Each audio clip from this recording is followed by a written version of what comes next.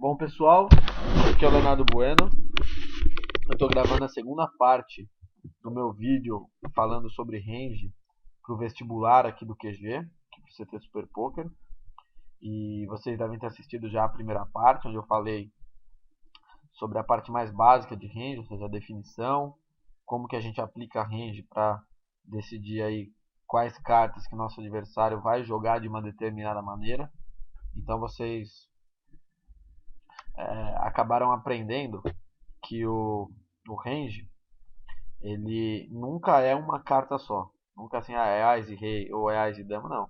É sempre um grupo de cartas com o qual um jogador faz uma ação que, para você saber qual é, tem que pensar o que faz sentido ele fazer naquela situação. Eu falei que um dos erros que acontece bastante é o pessoal achar que o range ele tem que ser o que encaixa com a sua mão. Ou seja, eu tenho Ás, então eu quero que o cara tenha top pair. Foi o exemplo que eu usei na aula passada. Quando não é assim, o cara tem o que ele tem. O que o cara tem independe da carta que a gente tem. E é com isso que você consegue ver alguns jogadores sendo grandes folds, largando mãos fortes e de vez em quando pegando mãos que não são tão fortes e seguindo no jogo, ok? Então, eu vou falar agora na segunda aula sobre perceived range. O que é perceived range? É uma expressão em inglês que significa meio que assim, o meu range percebido, o meu range pela visão do oponente, ok? E por que isso é importante? Porque os jogadores, eles fazem ações baseadas no que eles acham que a gente tem. Então, a gente não é, nós não somos os únicos caras que estamos pensando quando a gente está numa mesa de poker, ok? A gente está lá também jogando contra jogadores que, ainda que eles não pensem tanto quanto a gente, ou que eles sejam donkeys, fracos e nem pensem, que estão olhando o que está acontecendo e tentando entender mais ou menos que tipo de mão que a gente tem, ok? Então vamos lá falar sobre perceived range. E é isso aí que eu falei. Perceived range é o nosso range na visão do oponente. Então, quando a gente estiver jogando uma mão de alguma maneira, quais são as cartas que ele acha que a gente tem, ok? Agora, para entender o que o nosso oponente acha que a gente tem, a gente precisa conhecê-lo. Porque o que a gente está tentando entender é entender o que ele pensa. Para você descobrir como uma pessoa pensa, você precisa descobrir algumas características dessa pessoa, ok? E por que isso? Porque os jogadores eles pensam de maneira diferente. Um jogador que é corajoso pensa de um jeito, um jogador que é bundão pensa de outro jeito, um jogador mais tímido pensa de outro jeito, um jogador com ego grande pensa de outro jeito. E eu vou examinar aqui nesse vídeo como que diferentes jogadores enxergam diferentes jogadas. Lembrando sempre que o nosso range é o range de alguma coisa. Então, o nosso range de bet flop, o nosso range de tribet pré-flop, o nosso range de call turn, o nosso range de bet fold river, ou seja, nosso range de apostar o river e quando tomar raise a gente foldar. Então, essa que é a lógica por trás de um range e por perceived range ser uma espécie de range, tem que ser dessa maneira. Então, a primeira coisa que a gente tem que usar quando a gente for ir atrás do perceived range é entender quem é o oponente. Nas questões do vestibular, do QG, sempre vai ter alguma definição. Ó, fulano de tal é assim, assim, assado. Fulano de tal é desse jeito. O cara é regular bom. O cara é um regular criativo. Ele é um cara duro. Ele é um donkey que não sabe jogar poker. Sempre vai ter algo para que vocês pensem no range que esse cara tenha ou no range que esse cara está colocando a gente.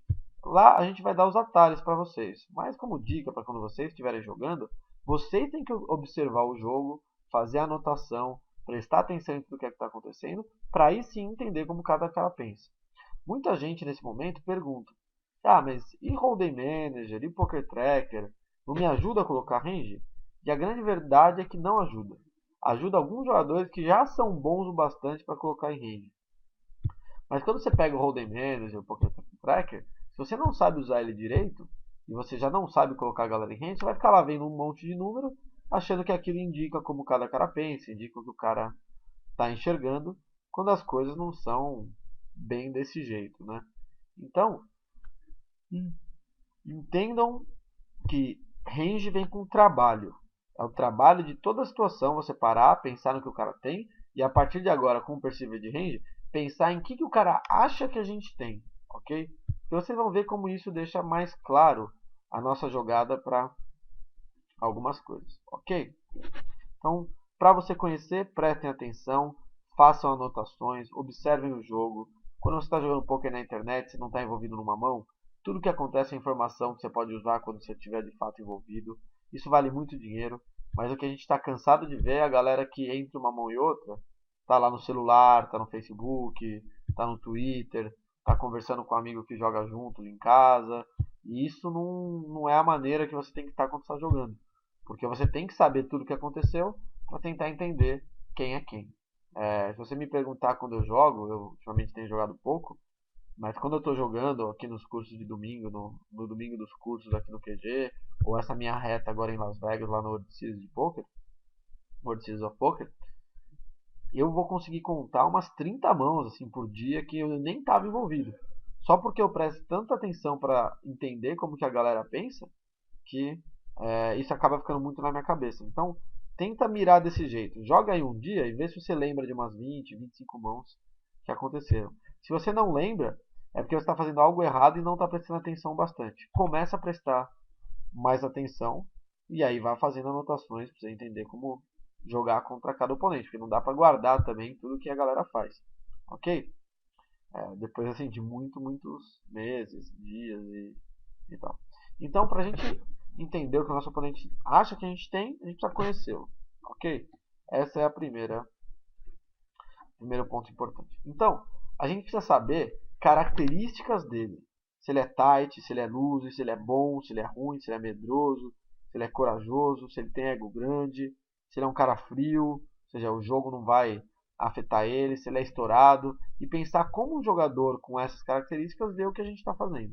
Então, para dar um exemplo de como que a gente descobre essas coisas, e vocês vão perceber que nada dessas coisas passa por usar Hold'em Manager, passa por usar Poker Tracker e coisa assim.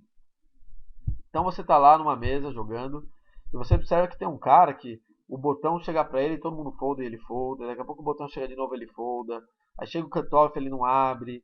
Aí quando ele mostra uma mão, ele tem lá, vai, par de 9 e jogou de uma maneira tranquila. Por exemplo, imagina lá, flop 8-5-4. O cara tem. O cara aposta, aí o oponente paga. E aí no 8-5-4 com flush draw, vai. Aí o turn bate um 10. Aí o oponente mesa. E esse nosso jogador que a gente está observando mesa também. Aí o river dobra um 4. Então fica 8, 5, 4, 10, 4. Aí o oponente mesa. Aí esse cara pensa e mesa. Aí o oponente lá mostrou, sei lá, 5 e 6. E esse cara aqui mostrou 9 e 9. O que é essa jogada? E só essa jogada já mostra que o cara é um cara tight. E por que ele é um cara tight? Porque ele não apostou por valor no turn. Então pensa lá no board 8, 5, 4, 10. Não tem que ter muito medo de 10, certo? Tem poucos 10 que o jogador paga nesse flop. Mas vai ter muita mão ainda do tipo 6, 6, 7, 7, 8, 7, 8, 9 suited, 5, 6 suited. Algumas mãos assim que tem chance de melhorar, porque são pares mais draw, que o jogador paga. E essas mãos todas estão atrás de 9, 9. Mas o jogador que é um pouco mais tight, ele não vai para esse valor. E aí o river dobra o 4 e check e o jogador não vai lá e aposta. Sendo que provavelmente o oponente pagaria uma aposta com 8, pagaria uma aposta com um 5, um 6, 6, um 7, 7. E muito difícil o oponente ter um 10 e não apostar o river, ou ter uma mão mais forte e não ter apostado o river. Ainda mais depois desse jogador não ter apostado no turn. Então você vê que uma mão dessa já indica que o cara é tight. E um cara que é tight, ele tende a ser meio inseguro. Então ele vai achar que a gente tem mais jogo do que a gente tem. Ele vai querer achar que a gente não blefa, entendeu? Porque pegar blefe significa sair um pouco da zona de conforto. E esse cara não quer sair da zona de conforto. Quando ele apostar, significa que ele tem jogo grande. Esse tipo de coisa. Já um cara loose é um cara que às vezes nesse 8-5-4 turn de 10 é o cara que aposta por valor um 8-7, um 7-7, por entender que pode ganhar de algumas mãos piores, né? Então tomar call dos pares menores. E pode ao mesmo tempo no river fazer um 8 foldar, fazer uma mão melhor que a dele cair fora. Então o jogador mais loose, ele tende a enxergar as coisas, já que a gente estava falando em princípio de range, ele tende a enxergar as coisas com um otimismo de que a gente não tenha jogo, que a gente esteja blefando, ou que a gente está tentando empurrar com alguma defesa, alguma assim, ok? Agora, um jogador bom é aquele cara que você tem várias maneiras de identificá-lo. Uma delas é a mais básica, que é ir no Sharkscope e ver se o cara ganha dinheiro no poker ou não. Você pega o nick do cara, copia e cola lá, assina o Sharkscope, é um dinheiro muito bem gasto. E vê, o cara tem aqueles caras lá, 200 mil dólares de lucro, 100 mil dólares de lucro, 50 mil dólares de lucro.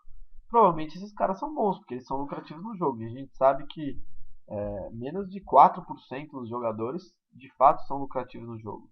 E esses jogadores são lucrativos porque eles se estudam, se esforçam, entendeu? Estão sempre tentando melhorar. E é isso que vocês que estão tentando entrar aqui no vestibular no time, ou os outros assinantes do CT, têm em comum, entendeu? Tá todo mundo estudando e tentando evoluir, ok? Então você descobriu que o jogador é bom, ok?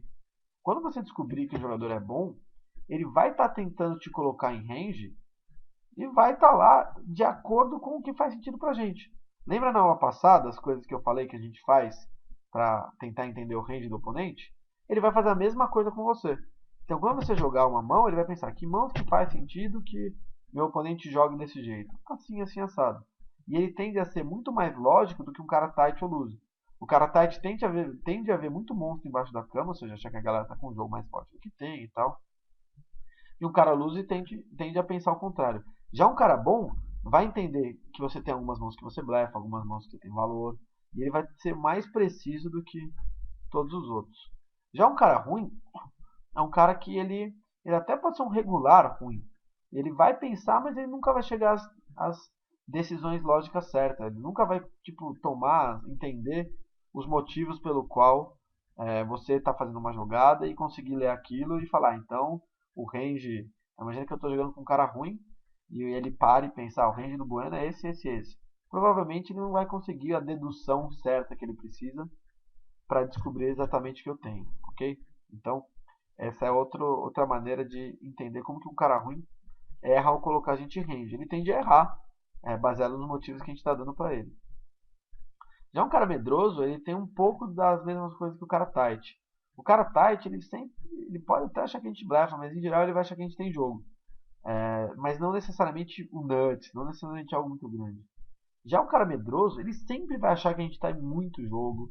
Ele sempre vai achar que a gente tem uma mão melhor que a dele. Ele sempre vai achar que a gente acertou aquele flush, entendeu? A galera tem medo de flush, tem medo de sequência, tem medo de dois pares em board conectado, entendeu? Então o cara medroso, por mais que a gente não tivesse algumas dessas mãos no nosso range pré-flop, ele vai ignorar isso. Então ele não vai fazer aquele processo completo que um cara bom faz. Ele tende a pegar e falar, quer saber? Esse cara deve ter um flush dessa vez, cara. E eu vou me sentir muito babaca se eu pagar e ele tiver. Então ele tem medo de pagar e tá errado. Ele tem medo de pagar e você ter uma mão de valor mais forte. Então ele tem medo de um monte de coisa. Ele tem medo de pagar e bater a sua lá na frente. É por isso que medo não combina com poker. Mas medo muda a maneira com a qual as pessoas tentam te colocar no range. Ok? Um cara corajoso, um cara ele vai te colocar em range, tipo, pela qualidade dele, se ele é bom ou ruim. Mas o fato é, colocando você num range certo, num range que ele imagina que seja certo, ele vai tomar ação. Então esse é outro ponto. Muitas vezes um cara medroso, ele te coloca no range certo. Mas ele folda mesmo assim. Porque ele não tem, com perdão das palavras, as bolas para dar aquele call gigante no river, pagar aquela terceira, ou dar o call no raise do turn sem saber ainda se vai tomar uma no river ou não, entendeu? Já um cara corajoso, ele pode estar fazendo a leitura certa, mas e dar o call, como ele pode fazer a leitura errada e dar o call do mesmo jeito. O fato é que um cara corajoso tende a seguir aquilo que ele pensou. E como você reconhece um cara corajoso? Vendo o cara jogar. Vendo numa situação que você acha, você está vendo a mão rolando, você fala, putz, tá com uma cara de blefe aqui. Aí o cara pensa, e depois de um minuto paga lá com o terceiro par. Ops. E paga lá com o terceiro par. Quando ele faz isso, você sabe que ele é um cara que tem uma força no jogo que vai com certeza conseguir dar o call quando ele tomar a decisão. Estamos de volta aqui. Agora já está na tomada, não vai acabar a bateria. Então a gente estava no cara corajoso, ok? E agora tem alguns caras que têm ego grande. O cara que tem o ego grande, ele é aquele cara que toda vez que ele tiver que colocar você no range, ele vai usar aquele componente do pra cima de mim não, ah, não vai me blefar, ou não vai apostar com uma mão de valor pior que a minha e eu vou pagar. Ele sempre tem um orgulho envolvido. E o que significa isso? Que ele sempre vai achar que você está tentando ownar ele, que você está tentando trapacear ele de alguma maneira. Então, um cara desse você reconhece quando é um cara que, por exemplo, quando ele começa a blefar, ele não para. Ou seja, ele blefa o flop, então ele se sente obrigado a blefar turn e river. Ou é o cara que pega uma mão que não tem muito valor e acha que ainda assim o oponente vai pagar com uma mão pior. Ou é o cara que blefe e mostra, sabe? Essas coisas. Então, quando você achar um cara que tem um ego grande, sabe que quando ele estiver te colocando num range, ele tende a puxar um pouco o seu range para mãos que estão tentando, de alguma maneira, passar a mão na bunda dele, sabe? Ou seja, mãos que estão tentando ou blefar ele, ou unar ele de alguma maneira, ou, sabe? Mãos que estão querendo se sobressair sobre ele de uma maneira mais de eu sou melhor que você. Ele sempre tem um pouquinho disso no pensamento. Aí também se o cara é frio ou estourado, tem muito a ver, porque um cara frio, ele tende a ser mais lógico quando ele te colocar no range e vai tomar as decisões por causa disso. Um cara estourado, ele vai te colocar nos ranges, um cara mais que está queimado, que é mais passional, ele tende a te colocar num range de acordo com o fluxo do jogo. Ou seja, pensa um cara lá que tá no live sem jogar uma mão faz tempo. E ele não joga nenhuma mão faz tempo porque não vem jogo, ou porque não vem a situação para jogar, não chega um gap. E aí depois de umas 3 órbitas sem jogar a mão, ele não aguenta mais. O cara sobe aquele rei 10, aí você tribeta ele em posição. E como ele quer jogar aquele rei 10, ele não admite não jogar o rei 10, ele acaba colocando você numa mão que você não tem. Ou seja, por que isso? Porque ele deixou levar o lado passional, o lado tipo, porra, não vem jogo, tem 3 órbitas. E quando vem uma mão jogável, que eu vou tentar roubar um blind, alguma coisa assim, eu tomo o tribet. Porque, pô, não é porque você não vem com um jogo a 3 órbitas e nessa mão que o cara não tem nada, entendeu? Que o cara não pode ter as ás, que ele não pode ter rei, dama, dama, valete, valete, ás e rei, dama, ás e 10. Várias mãos que ganham bem do rei 10 dele, né? Então, o jogador que é um pouco mais estourado, ele tende a o fluxo do jogo influenciar bastante no range que ele te coloca. Porque ele tem um pouco aquele componente que até mencionei na aula passada, do cara tá preso àquela situação. Se você tem as eyes, você começa a colocar a galera num range que faz sentido pro seu as eyes. Você não tem que largar seu as eyes. Ou você tem, nesse caso, o rei 10, você começa a falar, ah, não, mas ele me tribeta de rei 9, ele me tribeta de 10 de dama, e se tivesse as eyes, ele ia dar call pra esconder, entendeu? Então a galera começa a se enganar para isso fazer sentido. Então, conforme você for prestando atenção nessas coisas, você vai saber como que um cara te enxerga e qual range que ele deve te colocar. Com base nisso, que a gente vai chegar no ponto importante que é a nossa melhor decisão, ok? Lembra que eu falei que o range que a gente estava colocando no oponente é um range para enxergar a melhor decisão que a gente pode fazer, saber contra que mãos que eu estou enfrentando, contra que mãos que eu estou jogando, e aí sim tomar a melhor decisão. Quando eu descubro o perceive de range que ele tem da gente, eu consigo entender o que ele está enxergando e o que ele deve fazer. Sabendo o que ele deve fazer, eu estou 2 passos na frente dele. E aí eu posso tomar a melhor decisão para enganar ele e fazer mais fichas. Ok? Lembrando sempre que o objetivo do poker é fazer ficha. Aqui quando eu coloquei enganá-lo, até foi meio perigoso eu colocar isso, muita gente acha que o objetivo do poker é enganar as pessoas. Então, eu tenho as eyes eu escondi. Ou eu tenho uma muito grande e blefei, uma mão pequena e blefei. Não. O objetivo do poker é, de alguma maneira, pegar as fichas de stack do oponente e vir para nós. A gente tem várias maneiras de fazer isso. Roubar os pingos, tribetar o cara que subiu porque ele colocou fichas e as fichas veio pra gente foldar, fazer ele pagar com mãos piores que a nossa, mas todas focando em ganhar ficha. Nunca, eu enganei o cara com as eyes. Pô, que legal, hein? E aí? O que você arrumou de ficha? Entendeu? Se não tem ficha, não faz sentido. Então, vamos falar um pouco agora sobre qual que é o caminho disso. O caminho é isso aqui que está escrito: range, ação, range, certo? Ou seja, quando eu estiver jogando uma mão, eu vou pensar da seguinte maneira: ó, meu adversário aqui, ele tem essa mão, ok? E eu jogando desse jeito, ele deve achar que eu tenho essa. Então, sabendo essas duas coisas, vai acontecer na mão o que eu quero? Se vai acontecer na mão o que eu quero, tudo bem, continuo desse jeito. Se não vai acontecer o que eu quero, eu tenho que inverter um pouco a maneira que eu vou jogar, entendeu? E aí, pensando, ele me colocando nesse range tal, com essa mão ele faz o quê? Com aquela mão ele faz o quê? Então, eu fiz aqui, separei, para a gente finalizar, um exemplo para vocês entenderem a diferença de perceive de range e saberem como que a gente tem que pensar cada uma dessas coisas, ok? Então, vamos lá. Nessa situação eu subi do hijack e o vilão defendeu no Big Blind. Bate o flop Ás 7-2 e eu se bet, ou seja, eu apostei. Continuation bet, vocês devem ter estudado já, é quando depois de dar um raise pré-flop, eu aposto no flop.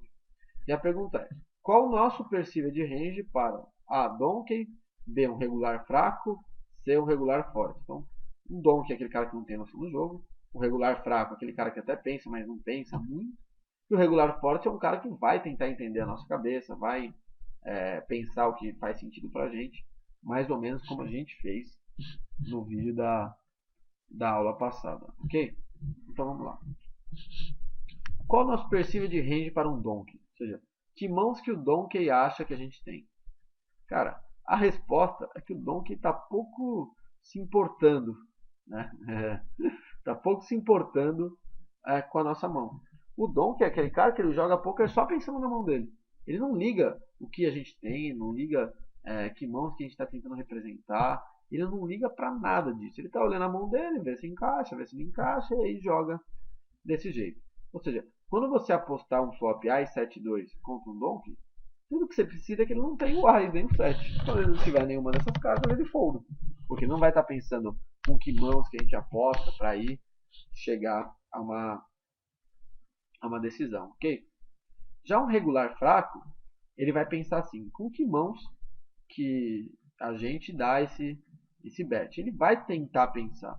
Só que o que vai acontecer? O pensamento dele tende a ser do nível 1.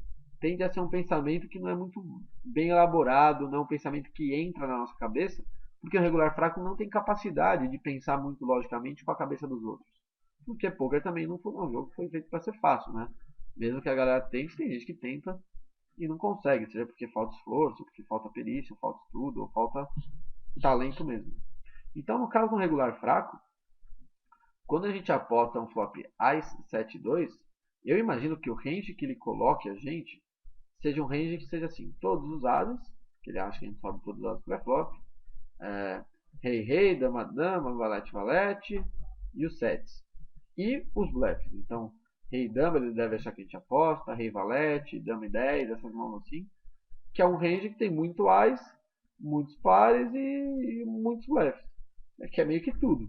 E de fato, muitas pessoas esperam que os jogadores no flop Ás 7-2 apostem com quase tudo.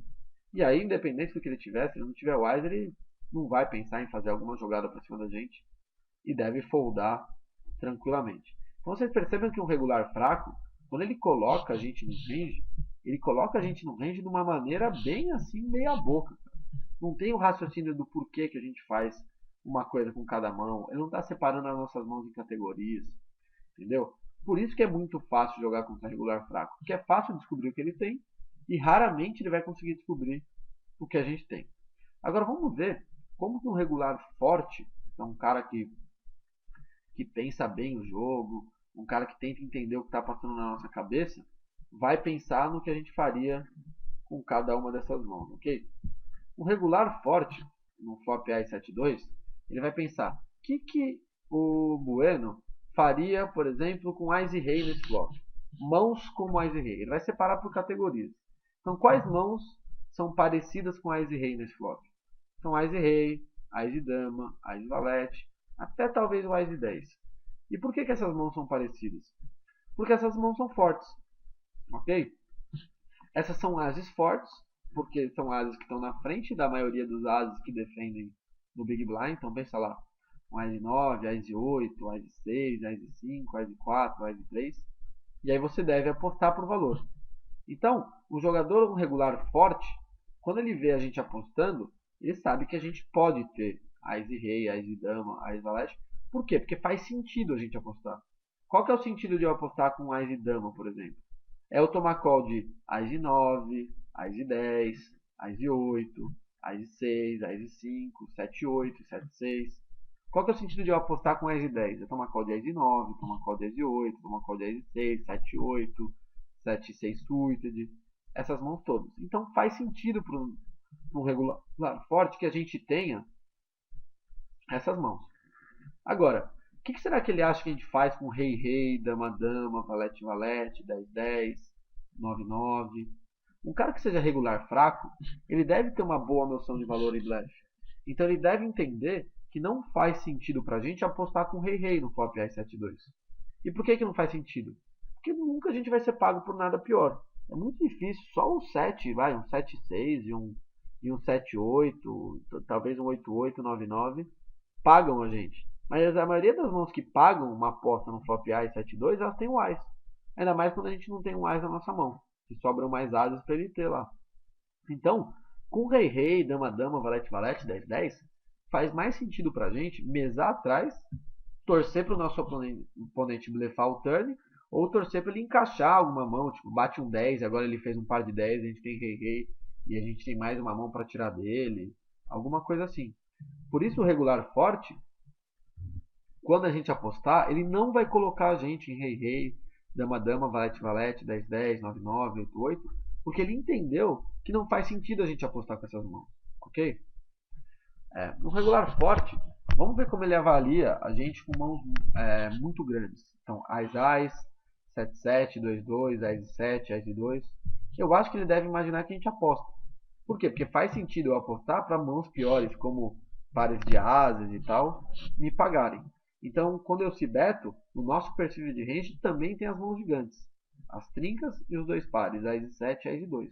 Óbvio que não tem 7 2, porque ele não deve imaginar que a gente suba 7-2, a gente nem sobe 7-2, né? 7-2 é uma mão que eu foldo de praticamente todas as posições aí na maioria dos casos, ok? Agora, será que nosso oponente acha que a gente blefa aí? Então pensa aí quando a gente tem mãos como Rei Dama, 6 e 8 suited, 9 e 10 suited, Rei 4 suited. Será que ele acha que a gente aposta nesse flop? Eu acho que sim. Eu acho que um cara que é um regular forte, ele tem todos os motivos do mundo para imaginar que a gente aposta com essas mãos aí nesse board. Por quê? Porque ele, quando paga no Big Blind, ele não acertou direito esse flop a maioria das vezes. Porque se ele tivesse Ás e Rei, Ás e Dama, Ás e Valete, ele teria tribetado. Se ele tiver Ás e 10, Ás e 9, Ás e 8, talvez ele... quer dizer, não que ele for de pré-flop, mas são poucas mãos comparadas a todo o resto, entendeu? É muito mais provável que ele tenha lá 10 e 8, 10 valete, rei e dama, por uma questão de combinação de mão, de estatística. Então ele sabe que faz sentido que a gente tente blefar e comprar esse ás, já que de fato muitas vezes a gente vai ter esse ás, porque do hijack a gente sobe todos os ases, certo? Então, eu acho que ele acha que a gente blefa também, então a gente tem um bom range de blefe. Agora faltou um grupo de mãos, os ases fracos. Então, Ás 3, Ás 4, Ás 5, Ás 6, Ás 8 e Ás 9. O que será que ele acha que a gente faz com isso? Eu acho que ele acha que a gente checa.